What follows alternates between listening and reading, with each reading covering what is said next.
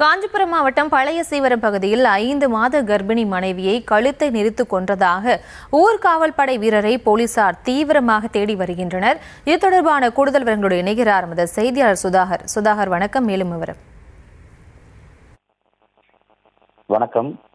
5 மாத கர்ப்பிணியை மனைவியை கழுத்தை நெரித்து கொலை செய்த ஊர்காவல்படை வீரர் தற்போது அவரை போலீசார் தீவிர விசாரணை செய்து கொண்டு வருகின்றனர். குறிப்பாக காஞ்சிபுரம் மாவட்டம் பழைய சீவாரம் பகுதியைச் சேர்ந்தவர் சோமசுந்தரம். இவர் ஊர்காவல் படை வீரராக பணியாற்றி வருகிறார். இவரும் ஆனம்பாக்கம் பகுதியை சேர்ந்த சோனியா 28 வயதுடையவர். காதலித்து திருமணம் ஆன நிலையில் 6 மாதங்களுக்கு முன்பு திருமணம் செய்து கொண்டிருக்கிறார். சோனியா தற்போது 5 மாத கர்ப்பிணியாக இருந்திருக்கிறார். இந்த நிலையில் கணவன் மனைவிக்கு இடையே அடிக்கடி தகராறு ஏற்பட்டு வந்திருக்கிறது.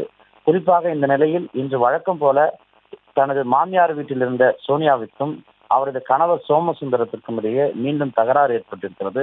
அதில் ஆத்திரமடைந்த சோமசுந்தரம் மனைவி சோனியாவை கழுத்தை நெரித்து கொலை செய்து விட்டு அங்கிருந்து தப்பியிருக்கிறார். இந்த சம்பவம் குறித்து தகவல் அறிந்து வந்த சாலவாக்கம் போலீசார் உயிரிழந்த சோனியாவின் உடலை கைப்பற்றி பிரேத பரிசோதனைக்காக செங்கல்பட்டு அரசு மருத்துவமனைக்கு அனுப்பி வைத்திருக்கின்றனர்.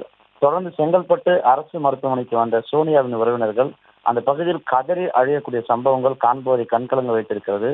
திருமணமாகி 6 மாதத்திற்குள் கர்ப்பிணி மனைவியை கணவன் கழுத்தை நெரித்து கொலை செய்த சம்பவம் அந்த பகுதியில் மிகுந்த சோகத்தை ஏற்பட்டிருக்கிறது.